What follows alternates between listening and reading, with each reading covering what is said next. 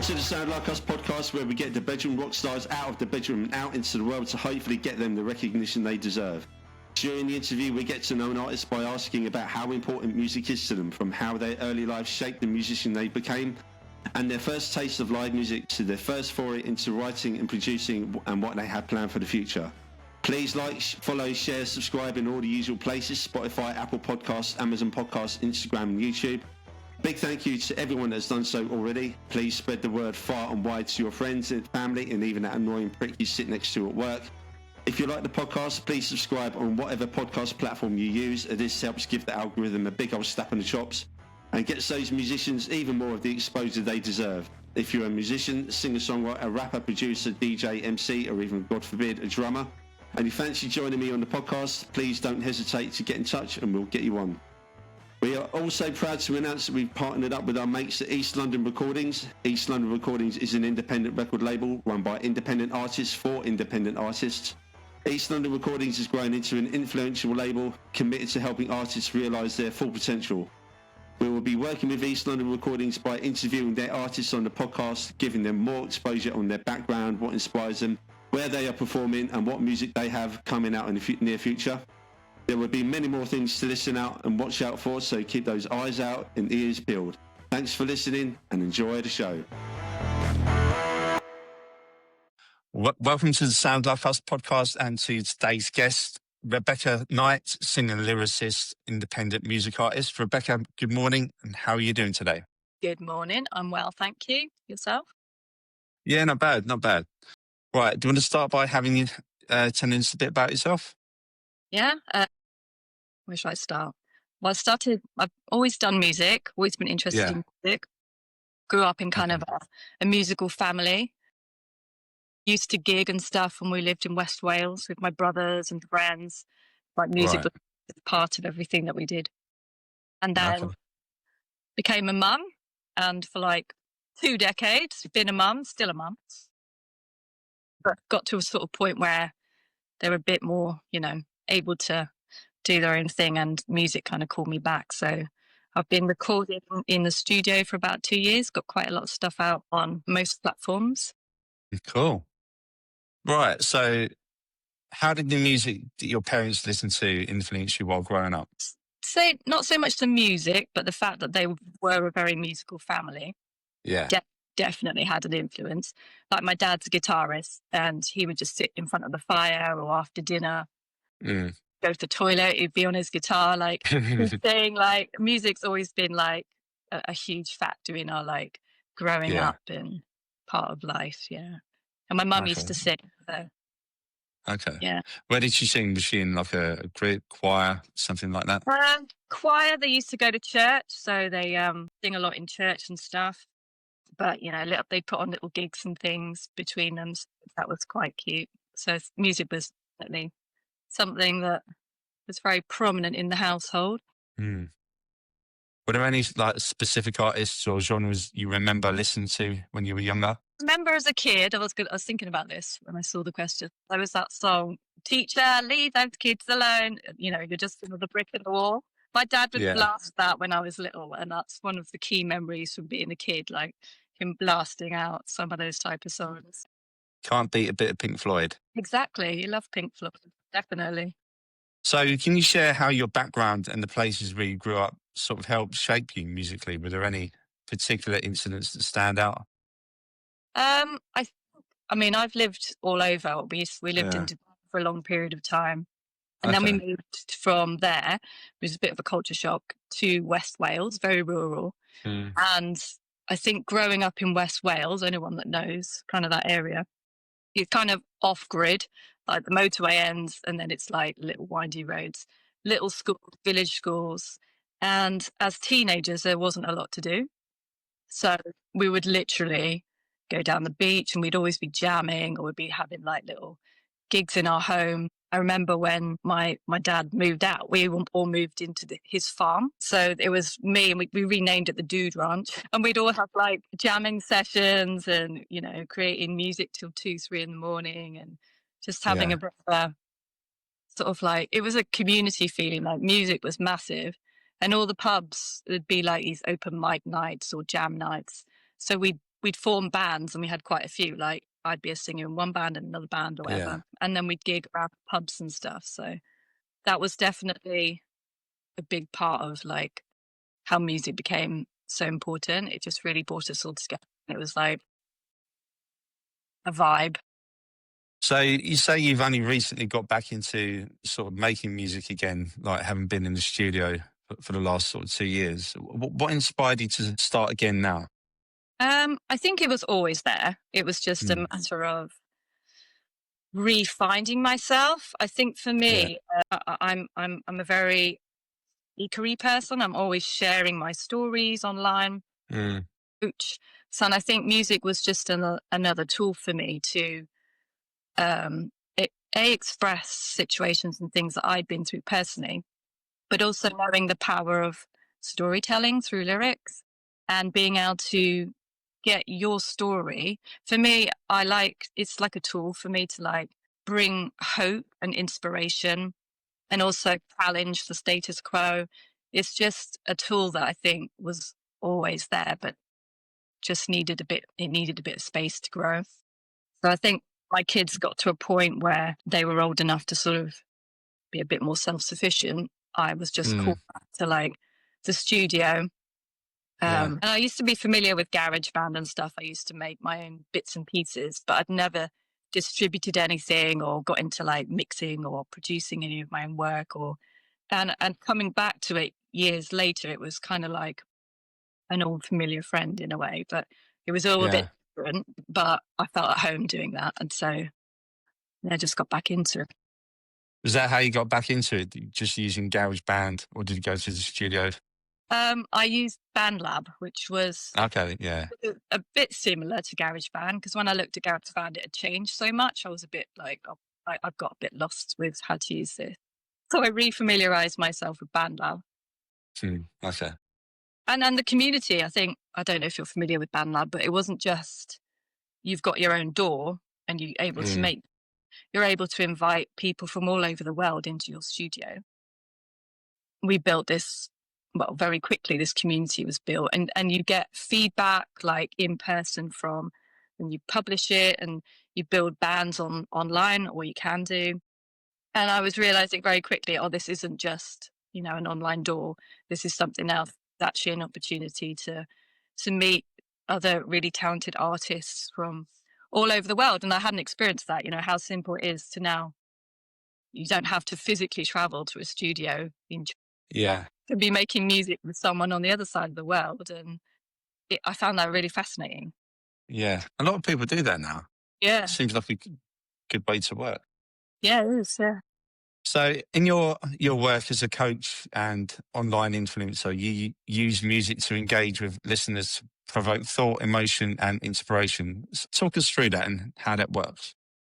I think through storytelling. So a lot of my lyrics, because I write all my own lyrics, I wanted to be able to, as I say, like tell my story of perhaps tragedy or times of depression or feeling hopeless or, suffering with grief or whatever experience that you've gone through. It's kind of like, it's a bit like therapy.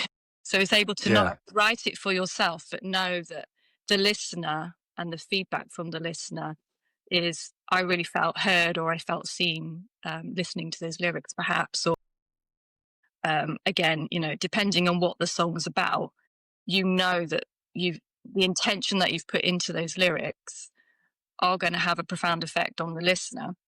Yeah. I think also, because I'm also a visionary, sort of, I like to create music videos to go with the songs. It wasn't just, let's create this track. It was then, I can just download this and upload it into my video. And I'd see like storylines and storyboards that would bring that story like more to life. So then I would put it all together. So now I create online courses which incorporates, those visuals with the lyrics and, thought-provoking coachy type questions, so that the person can walk through each module and, listen to the song and then think of the questions that you're provoking and really, apply that to themselves rather than just, that's a nice song, that's got a nice melody. I don't make music just like to sound good or for the clout. For me, it's more of a deeper feeling of using it as a tool to help others, I suppose, and connect to others in that way. Music is a big connector in that sense, isn't it? Yeah, I think music evokes a lot in people. And if you can mix that with lyrics that resonate with an individual, and you've got a wonderful tool, and then add that with, you look at films. If you have no music on it, like the whole feel of the movie can be a bit meh, and then if you sad scene and then you're introducing this really emotive music, just brings you into the experience like so much more. Like you really feel like you're embodied in that experience. I think music has the ability to transport, and so mixing it with all the other senses and the questioning, I think it's just a bit more creative way of going about, getting people look at what's going on with them, or what perhaps they can change, or perhaps there's a different path that they could take. It's a lot. Yeah. Is there a specific piece of music that transports you back to another time or place? Maybe brings back kind of memories, emotions?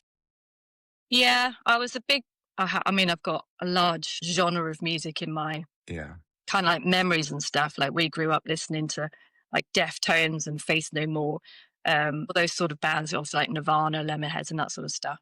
But I think the key artist for me growing up was Tori Amos, because she was one of the first female individual artists. She wasn't a pop band. She wasn't someone that was being told what to do. Something about her like struck a chord with me. And I always felt like I want to be able to do that, just to be able to, the way she storytelled through her songs. I think the first, it was like on a cassette tape back then. The first single that I bought was the song Crucify.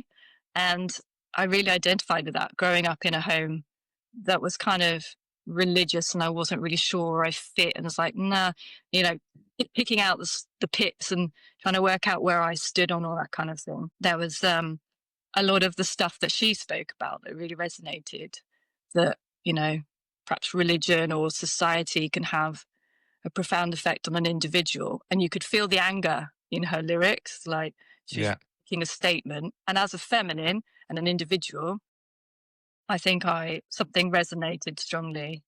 But she had a way of like making songs pretty, but bringing quite controversial messages through her lyrics. So I think she's really someone that really shaped the way that I wanted to create music. So would you say Tori Amos and the bands you mentioned previously were your main influences? Yeah. Sorry, was that a question? Yeah, kind of. So in your bio, it says you use your own life experiences to create lyrics that speak to ranges of experience and emotion. Do you want to tell us a bit more about how you do that? Yeah. I think the way I normally approach a song, sometimes lyrics just come and I'm like, oh, I need to write this song. I'll just hear the lyric. It's like they just download and I can almost read them. And then other times I can hear a piece of music and I'll instantly hear the melody and the words they'll just appear. It's like they arrive. So I think I have two processes of how I will create that in that sense. Sometimes, like I say, I can hear a piece of music and then I'm like, right, okay, this song's coming through, or that's how I would describe it. I think, I've sung a lot about pretty harrowing things that have happened. And then on the same flip side, expressing the joy and gratitude of life itself, so I think, it comes through in different ways. Yeah, some of my songs, there's one song that I spoke of when my mum passed, and it was kind of the feelings or the story of how it felt slowly watching a loved one kind of like disappear into your eyes and the process of that. But also it was almost like speaking, or you kind of returning to that place and then writing the lyrics, remembering how that felt, even if you've moved on. Because I think there's an importance in sort of embodying that grief or that anguish and then offering the flip side, because I don't want to like just take people down a depressive route. Like that, I always want to bring that kind of like, but there is hope or there is light at the end of the tunnel kind of thing. A sort of resolution kind of thing. Yeah. For sure. Right. We've got a random question for you. Yeah. If you could take anyone to any concert in history by any artist, A, who would you take? Yeah. B, what gig would it be? And why would you take that person to that gig? Right. Probably more recent ones. I would want to revisit a Tool concert. Simply because my partner's recently got into like heavy music. He's French, and so all of this kind of English music is a bit new to him, and he's gotten into appreciating the heavy sort of sounds. And the progressive rock sort of takes you on that journey. And I remember sitting in a field in Download years back, just not having to be anywhere near in the crowd. We were up on the top of this hill, just like listening to Tool blasting out, and just it takes you on your own journey. So I think I would take him and get him to appreciate a bit of Tool, and put you in this meditative state of like contemplating your whole entire existence. I think he'd quite like that. Yeah, that sounds good to me. Right. Do you remember what the first piece of music you ever wrote was? Gosh, I think that's a hard one because I always wrote poetry. So I've got like poetry and stuff because I also write. So a lot of my poems became lyrics at a later date. And I think I remember recording something way back when. I think it was called Vulnerable, if I remember rightly. I think I wrote about 5 songs, but they were all quite depressing because of the state I was in at the time. But I think, I can kind of remember I'd drawn the artwork of this woman. Yeah, I think it was more depressing, shall we say, than my earlier stuff. But, rightly so. But, probably wouldn't want to revisit those songs. Our first songs are always depressing, especially when you listen back to them. You think, what the fuck was I doing there? But when you're a teenager as well, that is kind of the vibe. And I don't think you have that ability as much, like your cognitive, your neural pathways are not quite good enough to be able to, work your way out of things as easily or see things from perspective. So it was very much Debbie Downer. Yeah. Sometimes they've got that sort of teenager angst in them, and you kind of get that. It's not, invalid. It's definitely valid, but I don't think I'd want to revisit those songs. You won't be playing it live anytime soon. Talking of which, do you recall the first time you ever went to a concert? I was thinking about this. When did I last this? I think I saw Roxette years and years and years back. Yeah, in Cardiff, I think they were. But I was only like 13 or 14. But I think that was my first experience of like a concert. And I remember buying the merch.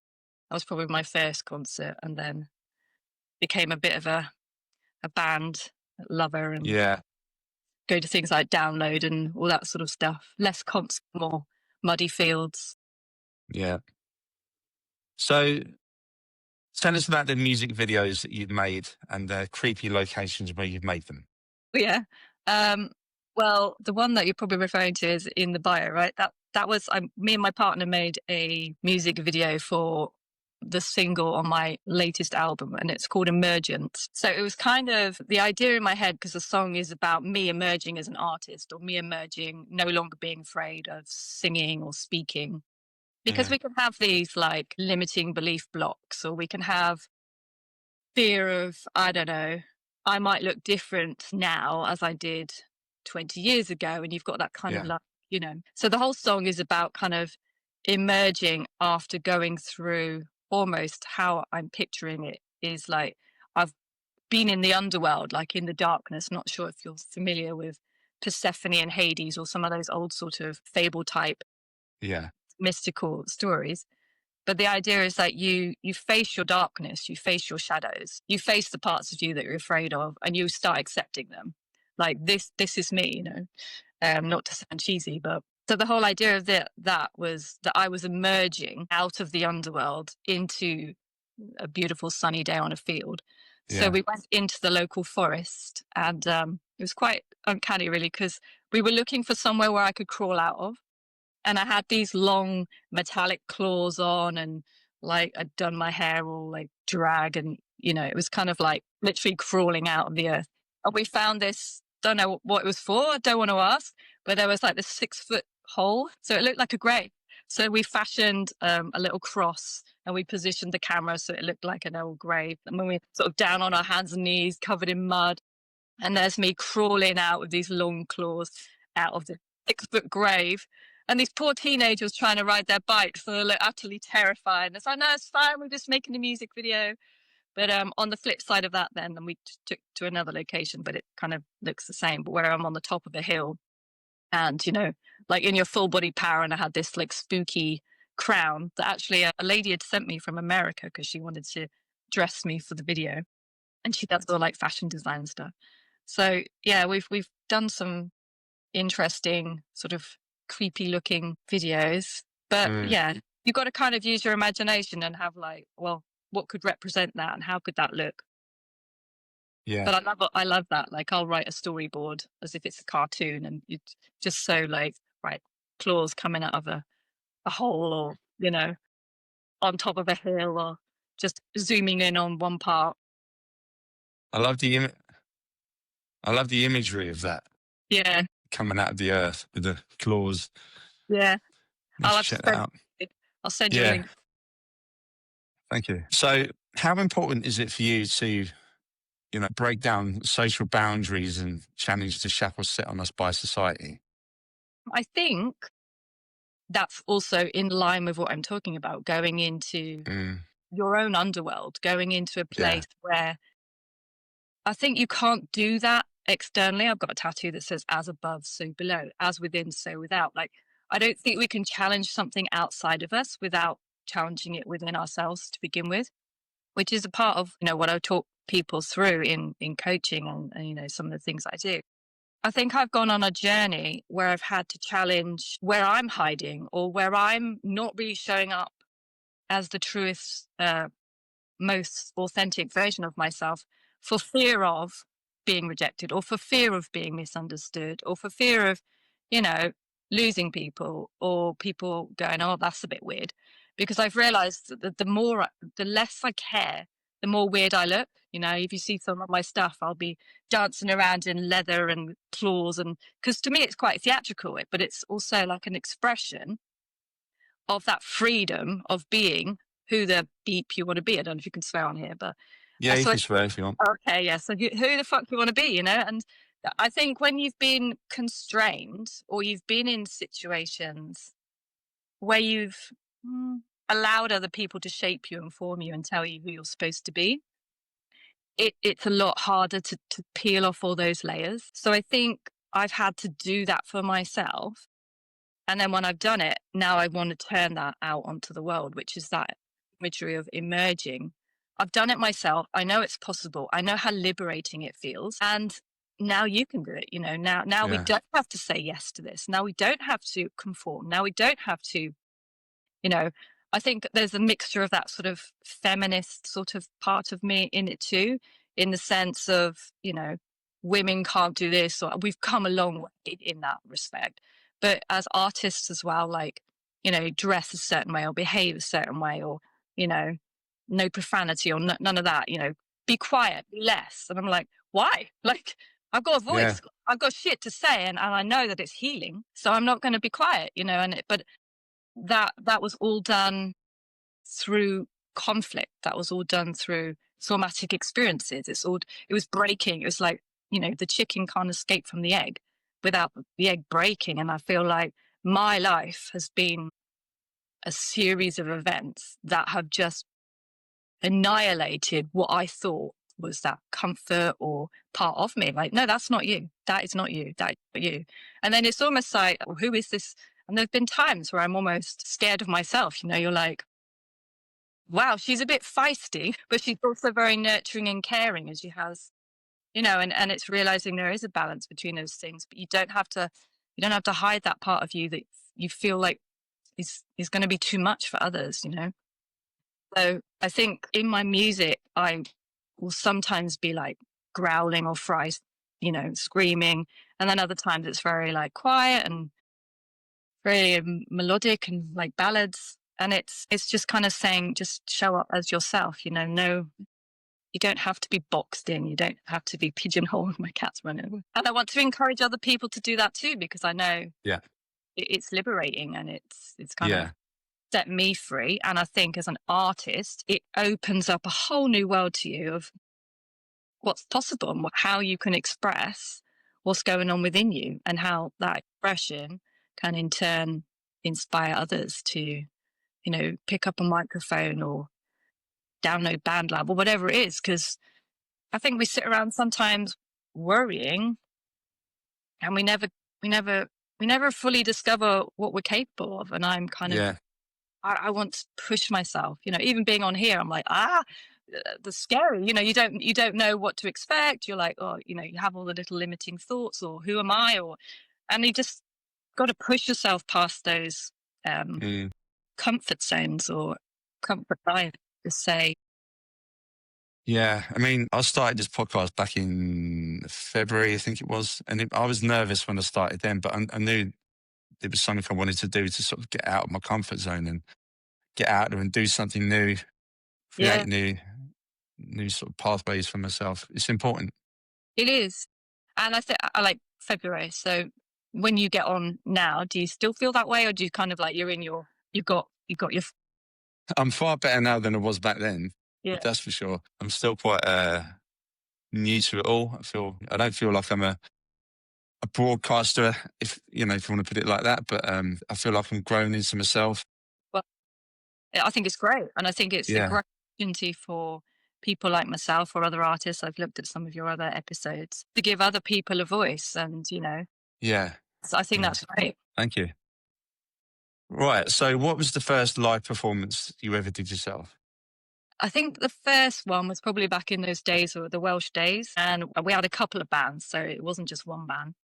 But the one gig that I remember, I was thinking about this when I saw the question. There was our local pub, basically, or the wine bar, and it kind of had like a stage which normally had, you know, the pool table. And so they used to move all that, and we'd literally turning up with all our amps and all the equipment and all the gear. You know, like you'd have a sound check, and it was just noise and people. But me and my brothers and some friends had set up a band back then. And I remember being, like, say, completely nervous, but at the same time, coming away from that experience, like, I love this. This is what I'm supposed to do. This is who I am. Yeah. And I think that was the first one. And we used to travel around quite a lot of the pubs and do lots of like different things. But because I was a youth leader and I've always been involved in like mixing those two things, we also used to travel around secondary schools. So we'd sing songs, and then we'd sit down and we'd approach like tentative subjects with the students. So we'd be brought into these schools. They must have wondered what we looked like, but there with like destroyed boots and looking like goths and black makeup, black hair. Like, we've come here to, like, you know, lead your assembly today. So there was a bit of but that was good 25 years ago probably now. Yeah. So looking back, what would you say is the best performance you've done? Best performance. I think one of those gigs where we were traveling around, people used to laugh because I'd be on the microphone and I'd forget where we were, because we'd go like all around West Wales, and they used to joke because I'd say, "Where are we today?" And they were like, "Oh, where does she think she is? Milan, Paris?" You know, like, "Oh no, it's Haverfordwest." We're just in Haverfordwest. But I think, I remember now. We used to do this gig. It was called Drums and Tongues, and it was like a club. And I'd have this mate. It was just me and him, and he was a bongo drum player. And we'd have like this backing track, and he was amazing. He was like this big African dude, like giving it all that welly. And I'd just be almost like on the microphone doing vocals or melodies just off the cuff. Like it was almost like, but people used to absolutely love that. And you'd have people dancing, and like you'd have all the flashy lights. And I think when we do like also in like these makeshift tents and festivals and stuff, we travel around. There's a few, can't really name one, but they all have fond memories for me, like all bit. Is there a particular venue that stands out as a favourite place for you to perform? What I have performed, or where I'd want to?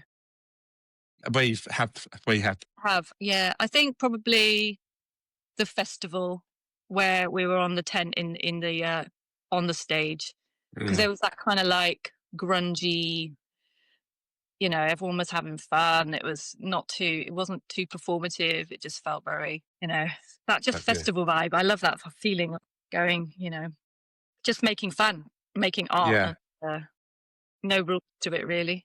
So that was good. Right. Another random question for you. Yeah. Right, if you could save 5 albums by 5 different artists from a burning building, which 5 are you going to go for?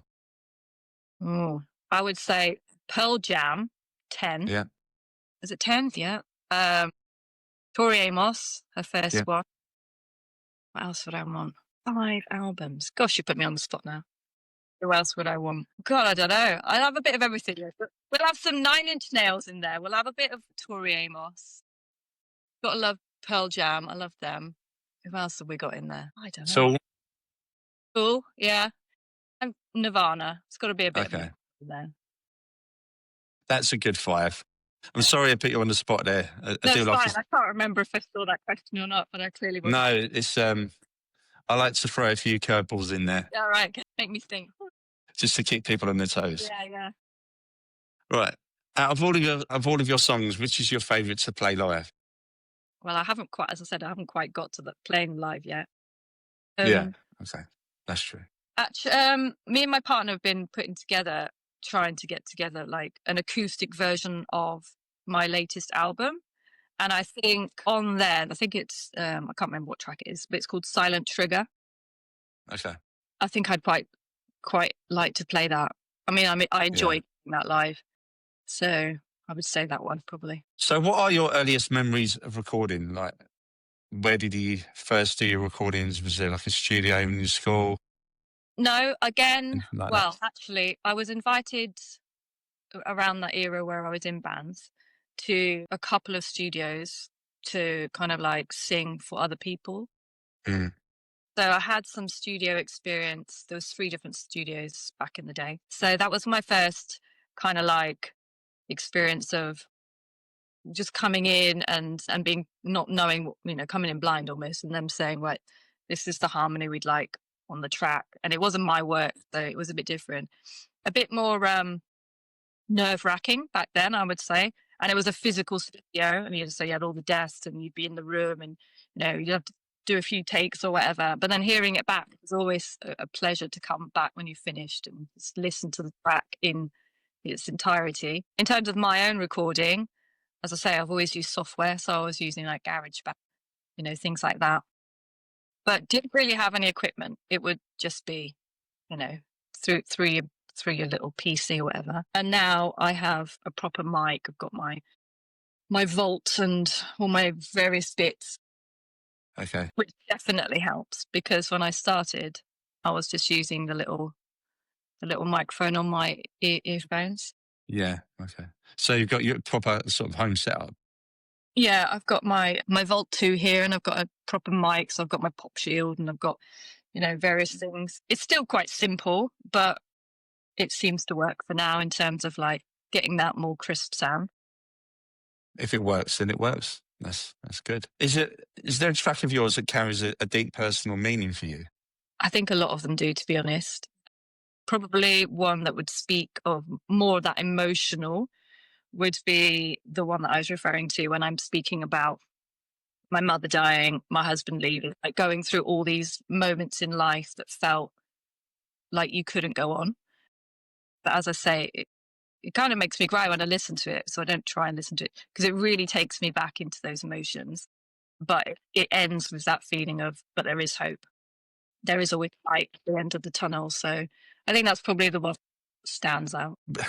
Is there a particular memory that you can think of from a live show, like a funny incident that might have happened, a crowd reaction from a song you've just played, a moment of personal connection, something that just felt good in the moment you can think of? I think I remember it wasn't actually a gig, but I remember we were all dressed up one night. Us girls went out to one of the pubs in Wales back in the day. Mm-hmm. And I wasn't at the point where I was really gigging or anything. And these old guys were, doing one of their gigs. Can't remember what song it was, but I just bulged up on stage and started and asked if I could sing with them. And so you've got videos of me in this like long ball gown and like with these men with these long old beards just with their guitar. And I think that was quite a funny moment, because all my friends were like, this is the ambience and the look wasn't quite it, but I just had a moment of, oh, I know this song, so I'll get up there. So there was lots of videos of that evening, and it was it felt good, because it was like a good rapport between the band, and it was just they were very welcoming. And that's good. Can you think of a piece of music that made a major impact on you from when you were younger and you've carried it through to now? Is there anything comes to mind? Carried through. I mean, I'm sure there are, but I can't think one that from like childhood. It's the cuff. No, brain's gone blank. Okay. Anything by Tori Amos or? Yeah, I like most of us. Oh yes, actually. Bicycle. I've done a cover of that one. It's a story that the lyrics very, and it's all piano, and it's very you can see what she's describing. So it's this little girl, and the icicles, and she's walking in the snow with her dad, and she's putting on her mittens, and there's this real wholesome feeling of the cute relationship with her and her dad as a child. Yes, I think that's quite a wholesome one because obviously having my mum passed away, me and my dad are quite close. And there's that feeling that even though she's a woman, she's reminiscing back to these cute little moments of putting on her woolly mittens and going out and with her dad. So I'd say that one. Okay, cool. So are there any other bands or artists you've enjoyed collaborating with or seeing live in the local scenes that you want to give a bit of a shout out to?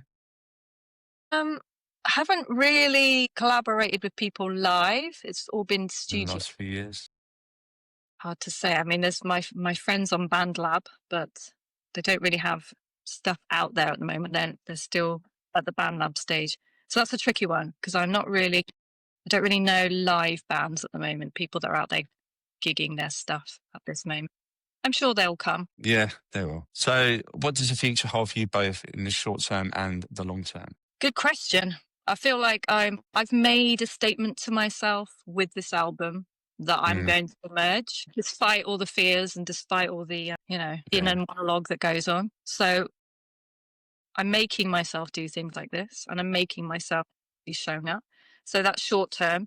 Long term, I would like to be able to get more band members together to be able to get out there and do more lives. Yeah, okay. Like I do miss the live. It's a totally different vibe.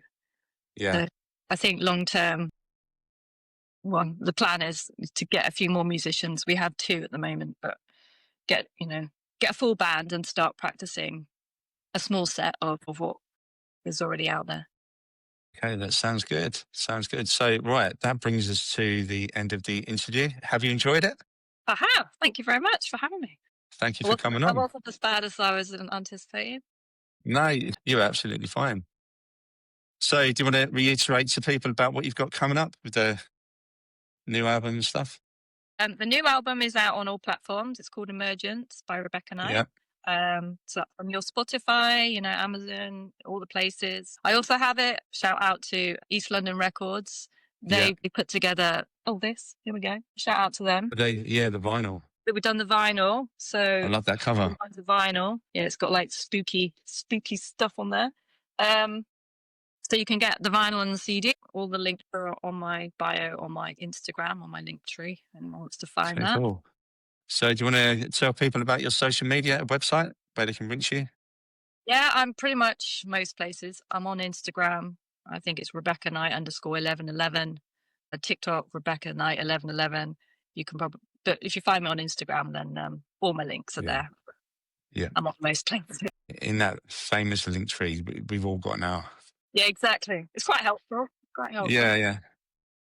So please like, share, follow and subscribe to the Sounds Like Us podcast on Instagram and YouTube. And finally, to play us out, is your song Unbound. Want to tell us a bit about it? Yeah, Unbound is what we've talked about. It's saying I'm not bound by anything. I'm choosing to get past my own fears and show up. Cool. Brilliant. So, and finally, to play us out, it's Rebekah Knight with Unbound. Rebekah, it's been a real pleasure having you on today. Thank you for taking the time out of the day to do it. Really, really appreciate it. Thank you. We'll speak soon again, hopefully. And thank you for coming on. Thank you. Take care. Take care, you too.